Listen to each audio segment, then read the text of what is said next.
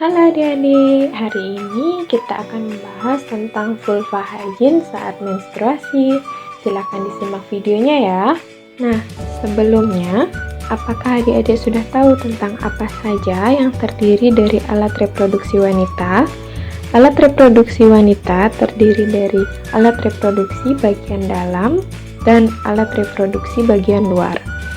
Nah, yang akan kita bahas hari ini yaitu alat reproduksi bagian luar atau yang disebut dengan vulva. Vulva atau alat reproduksi yang bagian luar itu ada beberapa bagian. Nah, berikut ada gambar yang terdiri dari bagian-bagian alat reproduksi wanita bagian luar. Yang pertama ada labia mayora, ada labia minora, ada mons pubis, ada klitoris, ada uretra atau saluran kencing, dan ada liang atau lubang vagina. Nah, setelah melihat gambar bagian-bagian dari vulva, apakah adik-adik sudah terbayang yang mana saja yang disebut dengan vulva? Sekarang kita akan membahas tentang vulva hygiene, khususnya vulva hygiene pada saat menstruasi. Vulva hygiene itu terdiri dari dua kata, yaitu vulva dan hygiene. Vulva yang berarti organ reproduksi bagian luar, seperti yang sudah kita bahas sebelumnya, dan hygiene yang artinya cara memelihara dan menjaga kebersihan. Yang berarti vulva hygiene pada saat menstruasi itu adalah tindakan menjaga dan membersihkan organ kewanitaan bagian luar guna menjaga kebersihan dan kesehatan reproduksi wanita bagian luar agar terhindar dari infeksi, khususnya pada saat menstruasi. Alat reproduksi merupakan salah satu organ tubuh yang sangat sensitif dan harus memerlukan perawatan yang khusus. Pengetahuan dan sikap dalam perawatan yang baik merupakan faktor penentu dalam pemeliharaan kesehatan reproduksi, khususnya kesehatan reproduksi bagian luar. Nah, adik-adik, manfaat dari vulva hygiene pada saat menstruasi yaitu dapat mencegah terjadinya infeksi pada vulva, menjaga kebersihan vulva, mencegah terjadinya keputihan, menghilangkan bau tak sedap dan gatal-gatal pada area kewanitaan, membersihkan bekas keringat, dan mencegah tumbuhnya jamur dan bakteri pada vulva. Dampak yang terjadi jika tidak melakukan vulva hygiene pada saat menstruasi itu bisa menyebabkan terjadinya keputihan yang tidak normal. Dengan ciri-ciri dari keputihan yang tidak normal itu, lendir yang keluar berwarna kekuningan dan memiliki bau yang tidak sedap. Lalu bisa menyebabkan gatal-gatal pada daerah sekitar vulva, khususnya pada saat menstruasi, karena disebabkan oleh jamur dan bakteri yang muncul akibat kebersihan yang kurang. Contohnya karena malasnya mengganti pembalut. Kebersihan selama menstruasi ini sangatlah penting karena bila penanganan selama menstruasi kurang menjaga kebersihan pada area kewanitaan itu bisa mengakibatkan infeksi pada alat reproduksi. Infeksi pada alat reproduksi ini mempunyai dampak buruk terhadap masa depan dan lebih parahnya bisa menyebabkan kemandulan. Nah, dari dampak yang sudah dibahas tadi, apakah adik-adik ingin tahu cara bagaimana melakukan vulva hygiene yang benar saat menstruasi? Sekarang kita akan membahas bagaimana saja cara yang tepat untuk melakukan vulva hygiene pada saat menstruasi. Adik-adik, cara yang tepat untuk melakukan vulva hygiene yang benar pada saat menstruasi itu yang pertama ada penggunaan celana dalam. Celana dalam yang digunakan itu sebaiknya terbuat dari bahan yang menyerap keringat, seperti contohnya kain katun. Dan penggunaan celana dalam itu tidak boleh ketat, karena jika kita menggunakan kain yang tidak menyerap keringat dan celana dalam yang ketat, itu akan menimbulkan rasa panas dan lembab. Sehingga kondisi ini akan mempercepat pertumbuhan jamur dan bakteri. Dan pengganti celana dalam pada saat menstruasi itu sebaiknya dilakukan 2 kali atau lebih dalam sehari agar Bisa menjaga kelembapan atau tidak menimbulkan kelembapan yang berlebihan, sehingga terhindar dari infeksi. Nah, cara yang kedua itu yaitu kita harus selalu mencuci tangan baik sebelum maupun sesudah mengganti pembalut. Tujuannya yaitu agar bisa mencegah terjadinya infeksi. Cara selanjutnya itu ada ganti pembalut sesering mungkin pada saat menstruasi.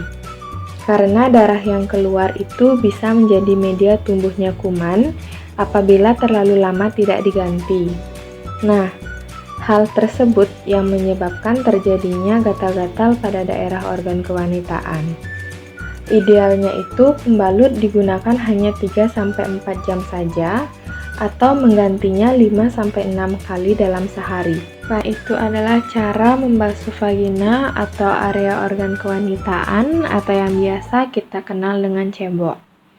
Yaitu dengan cara membasuh vagina dari arah depan ke arah belakang. Nah, ini jangan sampai terbalik ya. Jika terbalik, dalam membasuh vagina, itu akan mengakibatkan bakteri yang ada di sekitar anus akan masuk ke dalam vagina. Terutama pada saat menstruasi sangatlah rentan akan terkena infeksi. Jadi, diingat ya, jika kita membasuh vagina atau cebok, kita harus memulainya dari arah depan ke arah belakang. Selanjutnya, itu ada cara mengeringkan vulva setelah buang air kecil atau buang air besar. Jadi, kita harus membiasakan diri untuk selalu mengeringkan vulva, yaitu dengan cara mengeringkannya sampai benar-benar kering sebelum menggunakan celana dalam. Nah, ini bisa dilakukan dengan menggunakan tisu kering atau handuk. Hal ini dilakukan agar area organ kewanitaan atau vulva itu tetap terjaga dan tidak lembab. Karena jika vulva dalam keadaan lembab bisa memicu pertumbuhan jamur dan bakteri. Adik-adik, apabila kita sedang menstruasi, kita dianjurkan untuk selalu juga menjaga kebersihan badan kita ya, yaitu dengan cara mandi dan membilas vagina dengan air bersih. Dan minimal mandi 2 kali sehari agar badan kita tetap bersih. Jangan malas untuk mandi ya adik-adik, terutama pada saat kita sedang menstruasi. Adik-adik, apakah sebelumnya adik-adik pernah menggunakan panty liner atau pembalut kecil? Panty liner atau pembalut kecil ini bisa membantu menjaga area organ kewanitaan kita tetap kering. Karena apabila kita sedang keputihan, itu pasti mengeluarkan cairan dan celana dalam akan menjadi basah, bukan? Nah, hal itu bisa ditanggulangi dengan cara kita menggunakan panty liner, sehingga kita bisa lebih nyaman.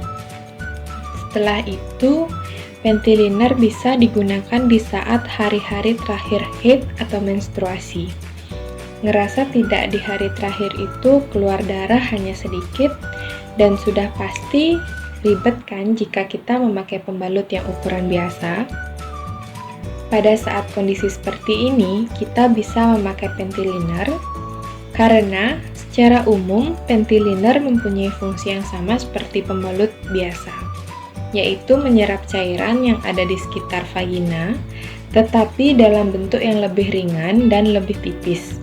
Jadi bikin kita ngerasa enggak pakai apa-apa, jadi tetap aman dan nyaman. Nah, jika kita sudah ada yang pernah memakai panty liner itu, sebaiknya penggunaan panty liner hanya dipakai 2-3 jam saja.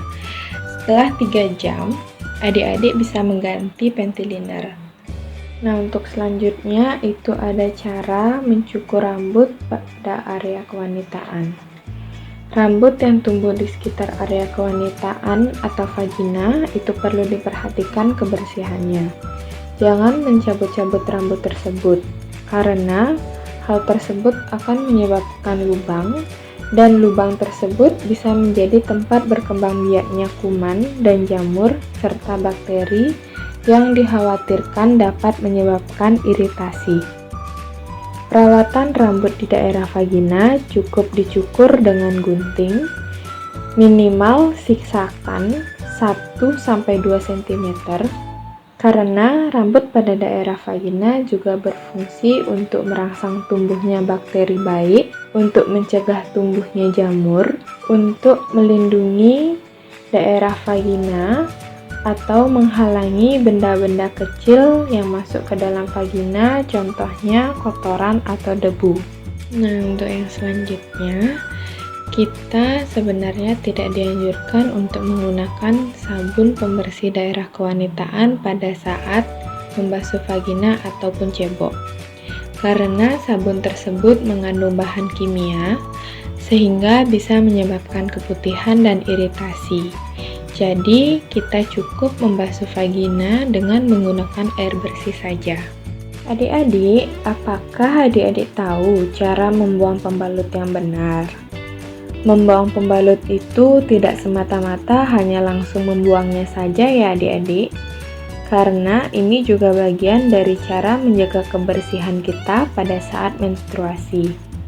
Nah, cara yang benar pada saat membuang pembalut itu yang pertama, menyiram sisa darahnya sampai bersih, kemudian dilipat, lalu dibuang ke tempat sampah. Jadi, seperti itu caranya, dan tidak langsung membuangnya ke tempat sampah setelah kita memakainya. Bagaimana adik-adik? Apakah adik-adik sudah paham tentang penjelasan atau pembahasan materi tentang vulva hygiene, baik itu cara dan menjaga kebersihan yang tepat pada saat menstruasi? Nah, tujuan kita membahas tentang vulva hygiene pada saat menstruasi agar adik-adik, khususnya kita sebagai wanita, bisa atau mampu untuk memelihara dan menjaga kebersihan dan kesehatan pada alat reproduksi kita sendiri, terutama pada saat menstruasi, agar kita bisa terhindar dari berbagai penyakit yang bisa timbul pada organ reproduksi, baik organ reproduksi bagian dalam maupun organ reproduksi bagian luar. Sehingga kita bisa meningkatkan kesehatan kita sebagai wanita.